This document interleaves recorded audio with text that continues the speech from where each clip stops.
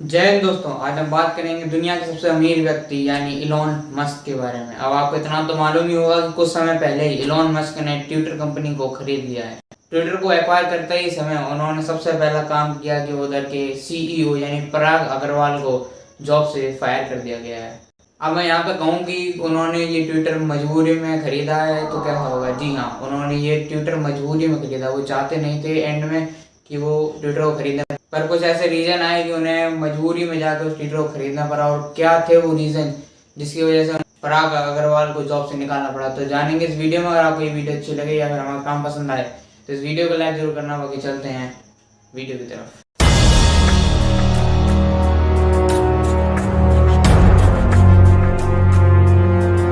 तो ये बात है जनवरी 2022 की, जब सबसे पहली बार इलॉन मस्क ट्विटर में अपने स्टेक लेते हैं, यानी सबसे पहले अपने शेयर्स खरीदते हैं ट्विटर में। पहले ये अमाउंट काफ़ी कम था, पर धीरे धीरे करके इतना बढ़ गया कि इनकी शेयर होल्डिंग पावर पूरे ट्विटर में 5% की हो गई। और धीरे धीरे करके यही 5% कब 9.5-10 में हो गई, किसी को पता ही नहीं चला। इसका मतलब आप सोचिए कि पूरे ट्विटर में बिना मालिक होकर भी उनके सिर्फ शेयर खरीद के वो 10% के मालिक थे ट्विटर के। अब यहाँ तक तो सब कुछ ठीक था, पर कुछ हुआ ऐसा कि इलॉन मस्क धीरे धीरे करके ट्विटर पर ही क्रिटिसाइज करने लगे। कभी कभी वो फ्री स्पीच और डेमोक्रेसी की बातें करते थे कि ट्विटर फ्री स्पीच को दबाता है, किसी को सही से बोलने नहीं देता, फ्री स्पीच को किसी को प्रेजेंट करने नहीं देता, इसलिए वो ट्विटर पर ही क्रिटिसाइज करने लगे। और उन्होंने ट्विटर से कहा कि चाहे फिर तो अपने इन रूल्स को बदल लो, इस पर कंपनी को चाहे फिर तो प्राइवेट कर लो, वरना तैयार हो जाओ इसके एक नए राइवल के लिए। जी हाँ, वो एक नया ऐप बनाने की सोच रहे थे जो बिल्कुल ट्विटर के राइवल का होगा, मतलब कि ट्विटर के साथ साथ चलेगा। और वो दावा कर रहे थे कि हो सकता है कि इसके चलते ट्विटर से ज्यादा वो आगे निकल जाए। अब जैसा कि आप जानते हैं कि ट्विटर के उस टाइम पर सीईओ थे पराग अग्रवाल और इलॉन मस्क के बीच में इस मुद्दे पर काफी बार बहस होती रही। ट्विटर पे वो कुछ ट्वीट करते थे, ये उधर से रीट्वीट करते थे।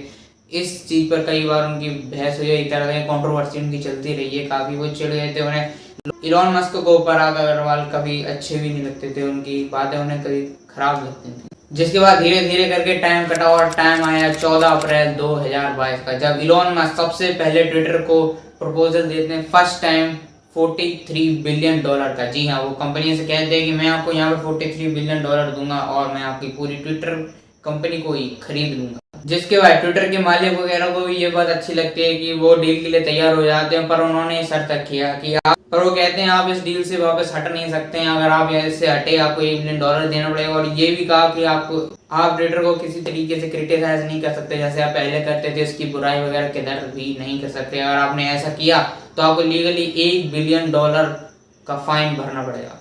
अब ऐसे करके कुछ टाइम बीतता है और एक टाइम आता है जब इलॉन मस्क क्रिटिसाइज करना शुरू कर देते हैं फिर से ट्विटर को। वो कहते हैं इधर बॉट्स बहुत ज़्यादा हैं, कई मतलब कि 5 से 10% तो इधर बॉट ही भरे हुए हैं, बॉट अकाउंट बहुत ज़्यादा हैं। और एक ही करके रीज़न देने लगे क्योंकि अब वो अपना मन बना चुके थे ट्विटर को ना खरीदने का। और एक एक करके वो रीज़न दिए जा रहे थे कि कोई कभी कुछ करके रीज़न दिए जा रहे थे। पर अब जो ट्विटर के मालिक थे वो इनसे कहते हैं, ऑनलाइन के जाकर कहते हैं कि आपको किसी भी हालत में ट्विटर को खरीदना ही पड़ेगा, आपको डील कंफर्म करनी ही पड़ेगी। अगर आप इस डील को कैंसिल करते हैं तो आपको ऊपर कोर्ट केस कर दिया जाएगा लीगली। जिसके बाद हो सकता था कि कई सारे रुपए एज अ फाइन उन्हें ट्विटर कंपनी को देने पड़ते। फिर भी इलॉन मस्क इधर नहीं मानते हैं और एक एक करके रीजन के ऊपर रीजन देते हैं और एक एक करके खुद ही ट्विटर के ऊपर केस करना शुरू कर देते हैं। पर उनके कुछ जो टीम मेंबर्स होते हैं वो उन्हें बताते हैं कि ये आप इसमें फंस जाएंगे क्योंकि आपका इतना बड़ा मुद्दा नहीं है, आप कमजोर पड़ जाएंगे, आपकी तरफ से ये इतना बड़ा केस नहीं है, आप ना ही लड़ें और इस केस से वापस हट जाएं। जिसका 4 अक्टूबर को फिर से एक प्रपोजल देते हैं कि वो 44 बिलियन यानी 44 बिलियन में फिर से ट्विटर को खरीदने के लिए तैयार। यहाँ पे आपको बता दूंगी 8 अक्टूबर को कोर्ट का डिसीजन आना था इस ट्विटर और उन लोगों के बीच में जो कंट्रोवर्सी चल रही थी, कोर्ट केस चल रहे थे, उसका डिसीजन आना था। उसके 2 या 3 दिन पहले ही 4 या 5 अक्टूबर को इलॉन मस्क उन्हें प्रपोजल दे देते हैं कि 44 बिलियन मैं आपको दूंगा, आप मुझे ट्विटर की कंपनी बेच दो। क्योंकि वो इधर समझ गए थे, उनकी जगह से चाह तो नहीं रहे थे, वो उनकी मजबूरी थी, पर भी समझ गए थे अगर मैंने नहीं खरीदी तो लॉस हो जाएगा, उन्हें फालतू में फाइन भरना पड़ेगा। इससे अच्छा है कि मजबूरी में ही सही पर ट्विटर को फाइनली खरीद लो। जिसके बाद 27 अक्टूबर 2022 को जब दिन आता है इलॉन मस्क ट्विटर को फाइनली खरीद लेते हैं और और जैसा कि हमने आपको बताया था कि पराग अग्रवाल को सबसे पहले सीईओ की पोस्ट हटा दिया जाता है। अब यहाँ पे वजह यही थी कि वो शुरुआत से इलॉन मस्क पराग अग्रवाल को पसंद नहीं करते थे। उनके बीच में कई बार बहस होती रही थी। इसी वजह से वो सबसे पहले जैसे ही इलॉन मस्क ट्विटर के ओनर बने, उन्होंने सबसे पहले सीईओ की पोस्ट से पराग अग्रवाल को हटा दिया और खुद बन गए सीईओ ट्विटर कंपनी के।